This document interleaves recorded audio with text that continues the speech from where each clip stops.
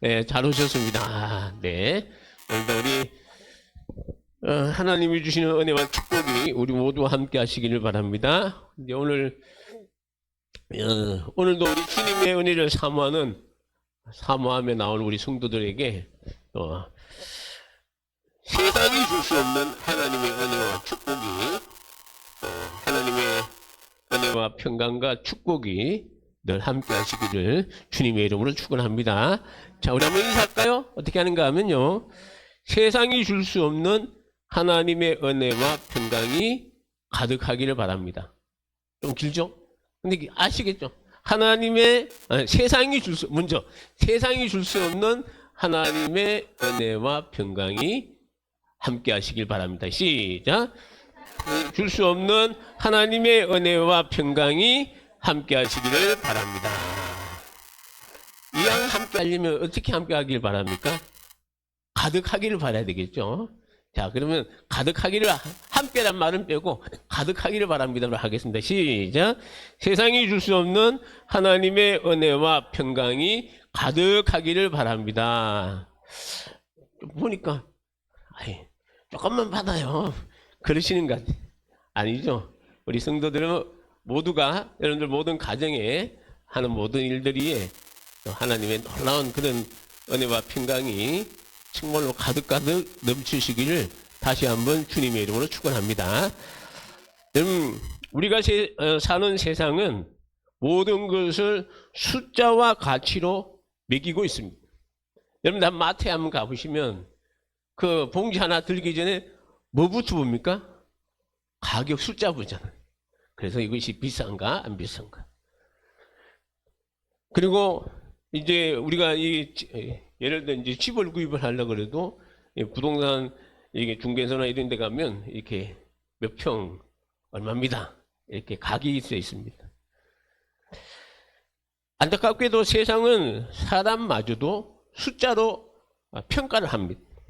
무슨 말인가 하면 그 사람이 얼마를 버나, 그 사람이 직장생활 하면서 연봉이 얼마냐, 또 몇 평짜리 집에 사는지, 어떤 차를 타는지, 자녀들은 어느 대학에, 또 자녀들은 어떻게 지내는지, 이런 것을 보면서 그 사람의 이 가치를 평가합니다. 심지어는요, 어떤 성도는 자기는 어느 목사님 밑에 다니는 성도다, 대형교회를 자랑하기도 하고 그렇습니다. 그래서 이런 얘기를 듣다 보면 어떤 사람들은 자기도 모르게 세상의 저울 위에 올라가 다른 사람과 자기를 비교하면서 때로는 내가 우쭐한 우울감, 때로는 막 우울감이 아니고 반대로 우울감이 아니고 우울해지는 겁니다. 무력감에 빠지기도 하고 깊은 열등감에 빠져서 비교하다 보니까 그렇게 돼버려요. 근데 여러분들은 어떻습니까? 여러분들은 혹시 우울감에 빠져 있나요? 아니면 무력하고 열등감에 빠져 있나요? 제가 이 결혼을 93년도에 결혼을 했습니다. 그때 교육전도사, 주일학교를 가르친 교육전도사 때인데 사례가 20만 원이었어요. 대구에서 했을 때는 20만 원인데 결혼해서 서울 오니까 40만 원을 주더라고. 그때 결혼을 했는데요,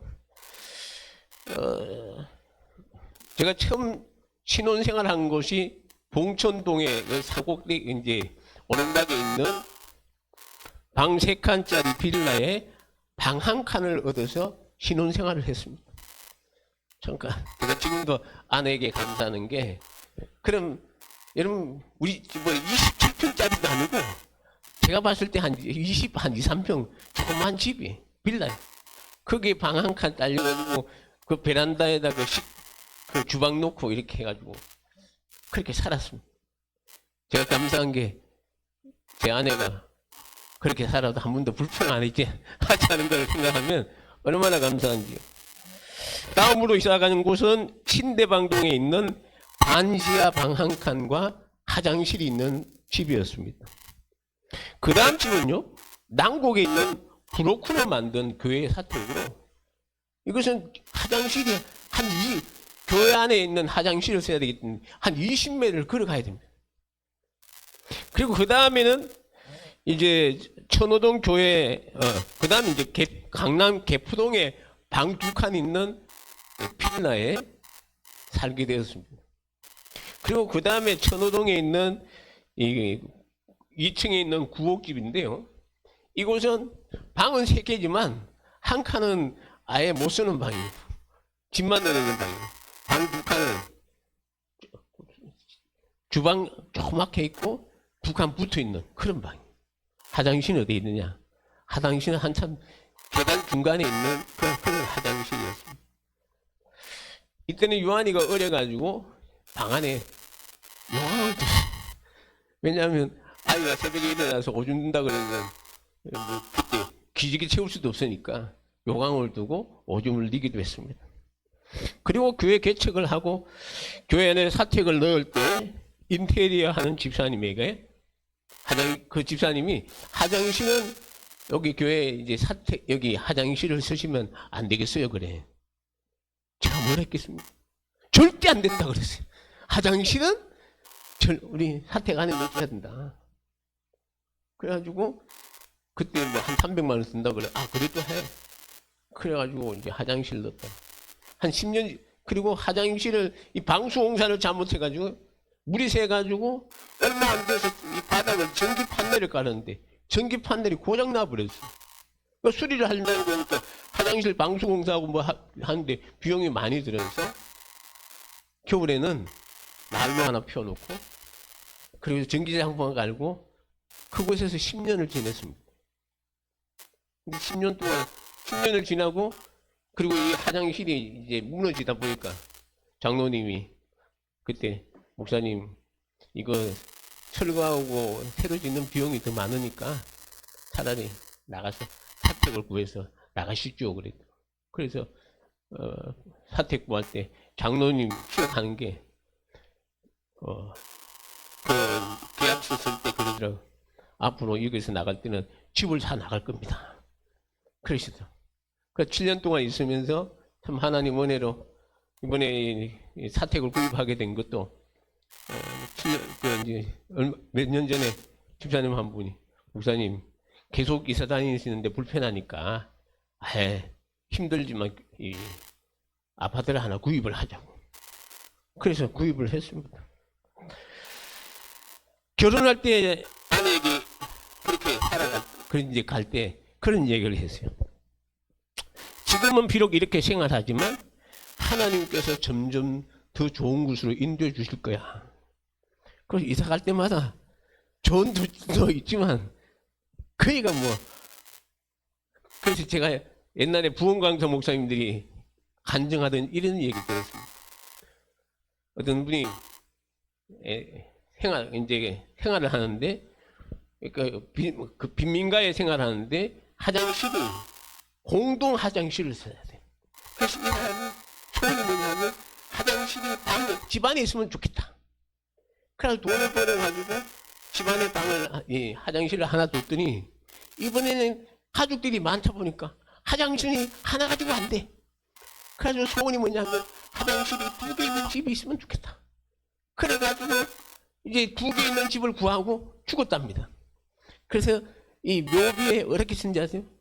화장실 2개 있는 집에서 죽었다. 이랬을 때. 저도 참 화장실이 바깥에 있지 않고 안에 있는 게 좋겠다. 그렇게 생각했는데 제가 아내에게 그런 얘기했습니다. 지금은 비록 이렇게 생활하지만 하나님께서 점점 더 좋은 곳으로 인도해 주실 거야. 갈 때마다 그랬습니다. 참 어떤 곳은 그래서 이제 요한이 같은 경우도 있어도 요한이가 이렇게 사택에 이렇게 한 10년 살아도 한 번도 집에 대해서 불평하지 않았습니다. 제가 한 번 그랬어요. 어릴 때 요한아 우리 아파트로 이사 갈까? 그랬더니 안 간대요. 왜 안 가냐 그랬더니 그 가서 친구 집에 가서 놀다 보니까 장난치다 보니까 밑에 집에서 올라와서 조용히 그러더라고. 안 간다 그러더라고. 근데 이제 참 제가 이렇게 저는요 우리 집사람이나 아내가 만약에 집이 좋니 안 좋니 이것 때문에 저를 바가지 끄겠으면 지금까지 20년 동안 제가 결혼하는구나 한 30년 되지만 결혼하면서 20년 동안 만약에 집사람이 저보고 만약에 바가지를 팍팍 끄겠으면 제가 이런 얼굴 되겠습니까 안 되겠습니까?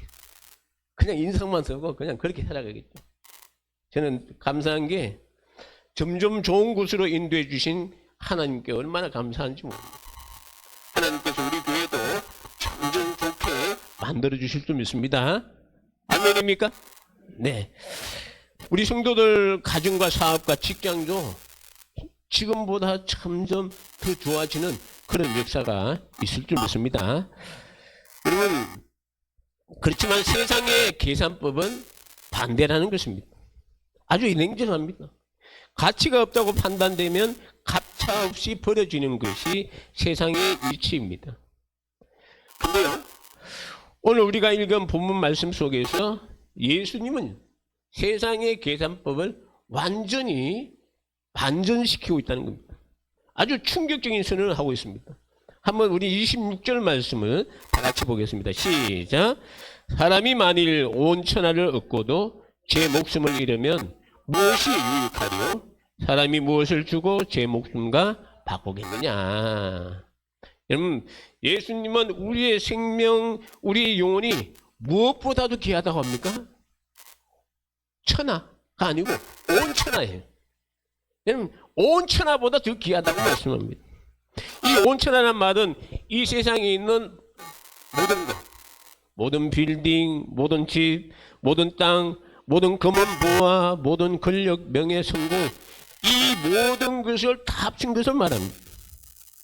근데 주님은 이 거대한 천하를 저울에 딱 놓았습니다. 자, 저울 보여주세요. 저울을 보십시오. 자, 저울에 한쪽 편에는 온 천하예요. 한쪽 편에는 납니다. 근데 이 저울의 기울기가 어디로 기울어질까요? 온 천하입니까? 아니면 나로 이렇게 기울어집니까? 온 천하가 아니고 나로 기울어지고 있다는 사실입니다. 그러니까 여러분 자신이 이 세상의 그 어떤 것보다 온 천하보다 더 소중하다는 사실을 믿으시기 바랍니다. 믿으시기 바랍니다. 온 천하보다 가장 소중한 존재예요. 혹시 오늘 이 아침에 세상의 거친 풍파 속에서 너는 이 정도 가지밖에 안 되는 평가에 상처 있고 지친 마음으로 혹시 이 자리에 오신 분이 계시다면 주님의 음성을 들으시기 바랍니다. 너는 세상에서 가장 소중한 보물이야. 할렐루야. 여러분들은 세상에서 가장 소중한 보물이라는 사실을 기억하셔야 됩니다. 이 세상에 온 천하 벌어도 주님이 안 바꾸신다고 말씀하신 것을 기억해야 한다는 것입니다. 오늘 말씀을 통해서 주님의 따뜻한 음성이 우리 영혼에게 스며들어가지고 우리 주님이 주신 이 말씀을 통해서 여러분들이 새 힘을 얻고 이 험한 세상에 승리하시기를 주님의 이름으로 축원합니다. 참. 근데 이제 우리가 오늘 말씀을 온전히 이해하기 위해서는요, 이 말씀이 어떤 맥락 속에서 선포되었는지를 살펴봐야 됩니다. 여러분, 오늘 읽은 이 마태복음 16장 하면 무엇이 생각납니까? 아주 중요한 말씀이죠. 그것은 바로 베드로가 예수님에 대해서 신앙 고백을 했습니다. 예수님이 제자들에게 세상 사람들이 나를 누구냐라고 물었을 때 엘리야나 예레미야 어떤 선지자 중에 한 사람입니다. 이렇게 이야기를 했어요. 예수님이 그들을 향해 제자들을 향해서 그렇다면 너희는 나를 누구라고 생각하느냐? 그때 베드로가 말하죠. 어떻게 얘기합니까? 여러분, 주는 그리스도시요 살아계신 하나님의 아들이십니다. 믿습니까? 여러분, 주는 그리스도시요 살아계신 아들이 하나님의 아들이십니다. 그러니까 예수님이 축복하신 거. 야, 바요나 시모나. 이 바요나란 말은 요한의 아들이 그 뜻이거든요. 바요나 시모나, 시몬이란 말은 이 베드로의 옛날 이름이에요. 근데 예수님이 시몬이라 부르지 않고 너는 반석이다. 베드로가 반석이라는 뜻이에요. 내가 이 반석 위에 내 교회를 세운다고 했어요. 베드로의 교회를 세우는 게 아니고 누구든지 예수를 구주로 고백하는 사람, 예수님이 나의 그리스도시요 하나님의 아들이십니다 고백하는 그 믿음 위에 교회가 세워진다는 사실이에요. 그러니까 예수님이 그렇게 축복을 하고 난 뒤에 이제 그때 비로소 예수님이 자신이 고난 당할 이야기를 하는 거예요. 오늘 21절에 보면 그러거든. 내가 많은 사람들에게 고난을 받을 거야. 장로들을 통해서 고난받고 내가 죽음의 길로 가야 돼. 처음으로 이야기했습니다. 예수님이 자기의 사명의 길을 간다는 그 처음으로 이야기했을 때 여러분들은 주님이 그 길 간다고 하면 어떤 생각 드십니까? 그 이야기를 듣고 베드로가 오늘 성경에 보면요. 오늘 22절에 보면 베드로가 예수님을 붙들고 항변하여 이르되 주여 그리하지 마옵소서 이 일이 결코 주께 미치지 아니하리이다 이렇게 이야기합니다. 여러분 이 항변하다란 말은 이 다른 게 아니고요. 언어에 보면 이 꾸짖다 책망하다. 베드로가 예수님 내가 죽으러 간다 그러니까 아이고 안 됩니다.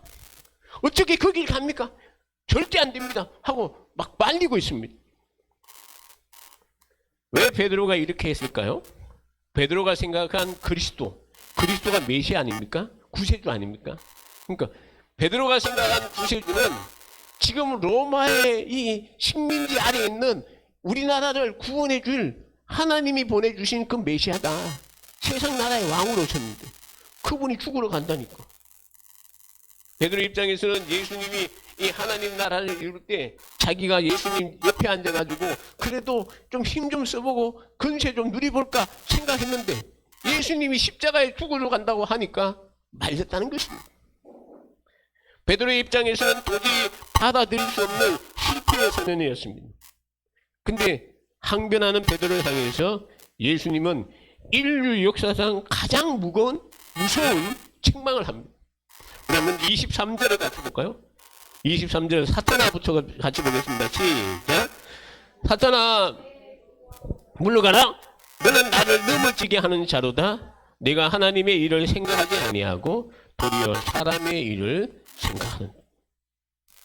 조금 전까지만 해도 예수님이 칭찬받았던 사람이 돌변되고 오히려 주님이 그를 향해서 사탄아 내 뒤로 물러가나. 왜 그랬을까요? 주님이 가야 될 길은 하나님의 길을 가야 되는데 베드로가 말린 것은 사람 일을 했다는 사실입니다. 우리 성도 여러분, 오늘 우리 안에도 베드로와 같은 모습은 있지 않습니까? 우리가 예수를 믿고 교회를 다니면서 우리의 마음은 여전히 사람의 일에만 머물러 있을 때가 참 많이 있습니다. 그래서 여러분들이 삶의 목적도 내가 고난받지 않고 내가 남보다도 좀 덜 살되고 더 빨리가 부자가 되고 내 자녀들이 험한 길 가지 않고 참 평탄한 가기를 원합니다. 여러분들 그렇게 기도하잖아요. 그 기도가 잘못됐다는 게 아닙니다. 그렇게 기도하였어야 됩니다. 근데 거기에만 너무 얽매여 있다면 내가 하나님이 주신 내 일은 거부해버리고 그 일에만 머물러 있다면 우리가 하나님의 일을 거부하고 사람 일을 하는 사람이라는 것입니다. 주님으로부터는 사람의 일만 생각하구나 하는 안타까운 음성을 듣게 된다는 것입니다. 자, 그렇다면 과연 우리 성도들이 해야 할 하나님의 일은 무엇입니까? 그것은 바로 영혼을 살리는 일입니다. 따라합시다. 내가 할 일은 영혼을 살리는 일이다. 시작. 내가 할 일은 영혼을 살리는 일이다. 여러분, 죄로 인해서 죽어가는 한 영혼을 천하보다 귀하게 여기시는 하나님의 마음에 동참하는, 여러분 전도하는 거, 우리가 그 영혼을 살아요. 하나님의 마음에 내가 동참한다는 사실입니다. 예수님은 베드로의 세상 중심적인 가치관을 깨뜨려 버리시고 신앙의 본질이 무엇인지를 오늘 본문을 통해서 우리들에게 가르쳐주고 있습니다. 새 살아가는데 나만 위해서 살아가는 것이 아니라 이제는 정말로 내가 하나님의 자녀로서 과연 어떤 길을 가야 될 것인가, 그것을 가르쳐주고 있다는 것이죠. 우리가 사람의 일을 버리고 하나님의 일을 생각하기 시작할 때 주님은 우리에게 좁은 길을 제시합니다. 그것이 바로 24절인데요. 24절에 보면 누구든지 나를 따라오거든 자기를 부인하고 자기 십자가를 지고 나를 따를 것이니라 말씀합니다. 다시 말하면 참된 제자가 되는 길은 두 가지입니다. 첫째는 자기를 부인하는 거예요. 근데 자기를 부인하다는 이 말에 대해서 많은 사람들이 오해하는 게 나는 아무것도 아닌가? 나는 쓸모없는 사람인가? 이렇게 자기를 비하하는 사람, 비하, 낮추는 사람이 있어요. 절대 그게 아닙니다. 부인한다는 말은 나는 사라지고 내 속에 주님만 온전히 함께하는 게 이게 부인하는 거예요. 우리는 가끔가다 이 부인한 단어에 대해서 나는 아무것도 아닌 존재, 천만의 말씀. 여러분 세상보다 더 귀한 존재입니다. 그러나 내 귀한 쪽에 오직 주님이 내 왕의 자리에 주님이 계시다는 것을 의미한다는 것이죠. 내 인생의 운전대를 내가 잡고 내 욕망과 내 계획대로 운전하는 삶을 멈추고 이제는 그 운전대를 온전히 주님께 내어드리는 것. 이것이 나를 부인하는 것입니다. 주님 이제는 내 뜻대로 마시고 아버지의 뜻대로, 우리 기도는 그렇게 하죠. 아버지의 뜻대로 하기를 원합니다 해놓고 막상 갈 때는 아버지의 뜻이 아니고 내 뜻대로 가는 거예요. 그러면 안 된다는 거죠. 여러분 세상은 어떨까요? 세상은요 끊임없이 자기를 나타내라고 가르칩니다. 너 자신을 증명해라. 내 목소리를 내라. 내 욕망에 솔직해라. 너를 막 포장하고 막 그렇게 씌웁니다. 자기를 숭배하게 만듭니다. 그러나 성경에 올리는 역설적으로 나를 비워야 비로소 하나님의 영원한 생명이 내 안에 채워진다는 것입니다. 우리가 이 사형리에 보면 사람의 마음에 보좌가 있죠. 보좌에 누가 앉아 있습니까? 여러분들의 보좌에 누가 앉아 계세요? 어떤 사람은 내가 있어요. 주님 어디 계세요? 저 밑에 계세요. 나를 부인한다는 것은 나에게 내 왕의 자리에 주님을 모시고 주님과 함께 동행하는 것이에요. 믿습니까? 그렇게 살아가는 것입니다. 자, 두 번째는 자기 십자가를 지라고 하십니다. 당시 로마 시대에 십자가를 졌다는 것은 사형수가 처형장까지 직접 자기가 져야 할 십자가를 지고 가는 것을 말합니다. 다시 말하면 죽으러 가는 것이란 거죠. 예수님이 지신 십자가는 온 인류를 구원하기 위한 대속의 십자가, 다시 말하면 사명의 십자가였습니다. 그러니까 예수님께서 자기를 잡아오는 이 로마 이제 하인들 그 사람들을 향해서 자기를 잡아오는 사람들을 향해서 베드로가 말리고 하니까 이들이 나를 잡아가지 않으면 어떻게 하나님의 뜻이 이루어지겠느냐. 다시 말하면 십자가의 그 일은 하나님의 뜻을 이루는 것이고 사명의 길이었다는 것입니다. 그렇다면 오늘날 우리가 져야 할 나의 십자가는 무엇입니까? 그것은 내 삶에 지어진 사명의 자리라는 것을 우리는 알아야 한다는 것이죠. 천하보다 귀한 영혼들을 살리기 위해 내가 기꺼이 감당해야 할 희생과 사랑의 자리라는 것입니다. 가정에서는 믿지 않는 남편과 아내를 위해 눈물로 기도하며 오래 참아내는 것, 그것이 내 십자가입니다. 일터에서 그리스도인이라는 이름 때문에 손해보면서도 정직함을 나타내는 것, 그것이 내 삶 속에 주님이 주신 나의 십자가였습니다. 교회에서는 아무도 알아주지 않는 곳에서 묵묵히 땀 흘려 봉사하며 지체들의 허물을 덮어주는 것, 그것이 바로 주님이 말씀하신 나의 십자가입니다. 우리 성도 여러분, 십자가를 지는 삶은 세상으로 보면 미련하게 보입니다. 여러분들 그 십자가 벗어놓고 하기를 원하더니 그거 지고 가는 사람이 어디 있습니까? 그러나 하나님이 주신 나의 사명의 십자라면 그 길 감사함으로 기쁨으로 나아가야 될 줄 믿습니다. 그렇게 될 때 하나님의 역사가 일어난다는 사실입니다. 세상 사람들은 우리를 보고 그렇게 말하죠. 왜 그렇게 바보처럼 살아? 주일 지키고 11조 하고 가서 봉사한다고 뭐가 나와? 세상 사람들이 그렇게 얘기합니다. 근데 전도한다고 뭐가 돼? 그렇게 얘기합니다. 그러나 주님이 내게 주신 그 일 내가 감당한다는 사실입니다. 오늘 25절을 보십시오. 25절에 아주 놀라운 말씀이 있습니다. 우리 한번 같이 읽어볼까요? 시작. 누구든지 제 목숨을 구원하고자 하면 잃을 것이요 누구든지 나를 위하여 제 목숨을 잃으면 찾으리라. 여러분, 세상에서 내 목숨 하나 잘 살아보겠다고 내 손에 움켜진 것을 놓지 않으려고 아당바당하는 삶은요, 결국은 마지막 날에 잃어버린다는 것입니다. 나를 위해 사는 사람은, 저는 이 말씀이 제가 목회하는 하나님 주신 말씀이라 그랬죠. 나를 위해 사는 것이 아니고 주님과 주의 말씀을 따라서 복음을 위해서 살아야지. 참 그 결단하고 지금까지 왔는데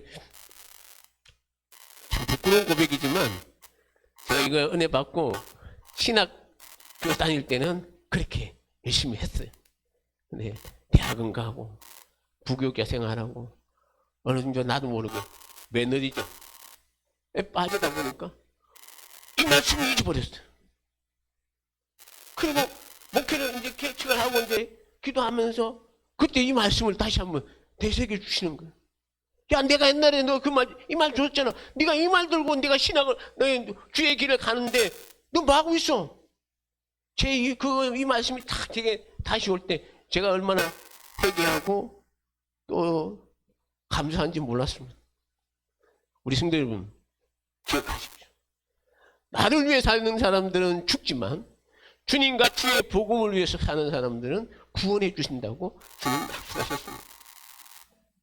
이건 저에게만 주신 약속이 아니고 이 말씀을 믿고 그대로 따르는 자에게 주시는 주님의 말씀이라는 사실을 믿으시기 바랍니다. 여러분, 우리는 오늘 말씀의 가장 깊은 영혼의 가치로 돌아가고자 합니다. 주님은 왜 온천을 얻고도 목숨을 잃으면 아무 유익이 없다고 하셨을까? 26절에 보니까요. 그러죠? 사람이 많은 온천을 얻고도 제 목숨을 잃으면 무엇이 유익하리요? 우리 영혼이 왜 온천하보다 귀할까요? 그 이유는요, 우리는 하나님의 형상으로 만들기 때문에. 세상에 그 어떤 것도 하나님의 형상으로 만든 동물이 어디 있습니까? 하나님의 형상으로 사람만 만들어주셨어요. 왜 만들어주셨을까요? 하나님을 찬양하고 하나님을 높이고 하나님께 영광 돌리기 위해서 우리를 만들어주셨습니다.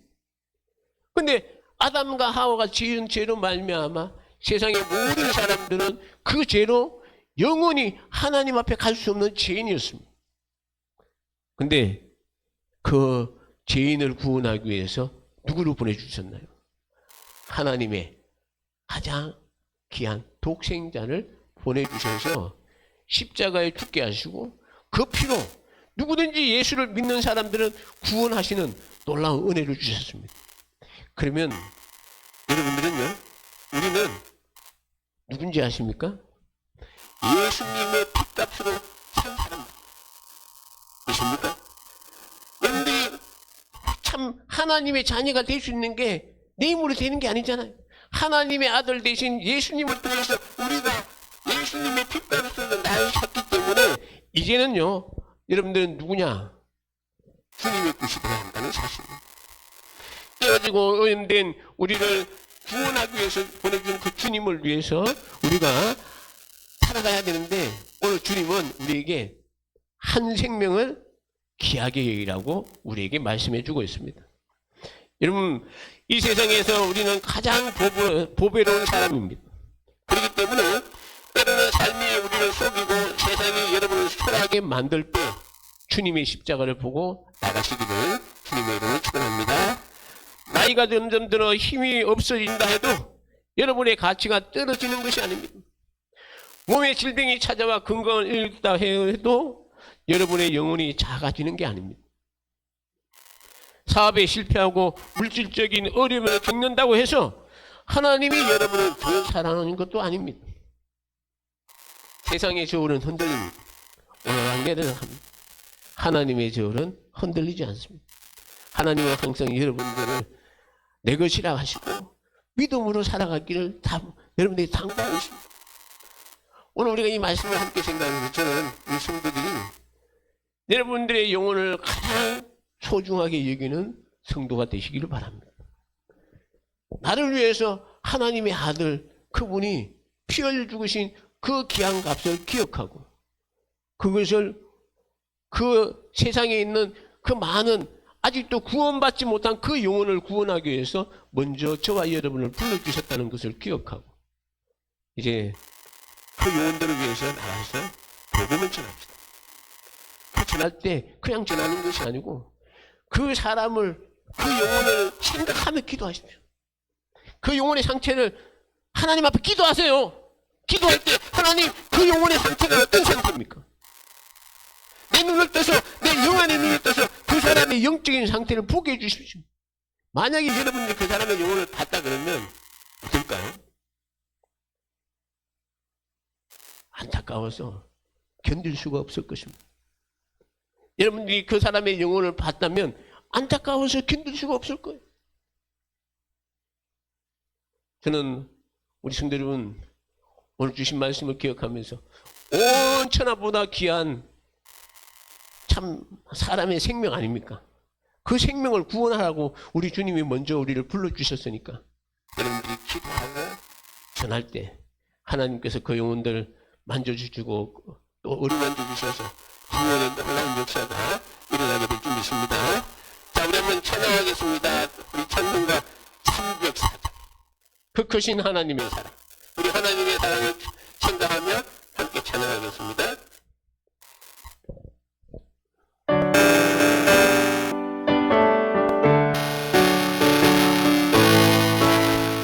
그 크신 하나님의 사랑, 그 크신 하나님의 사랑 말로 다 형용 못하네.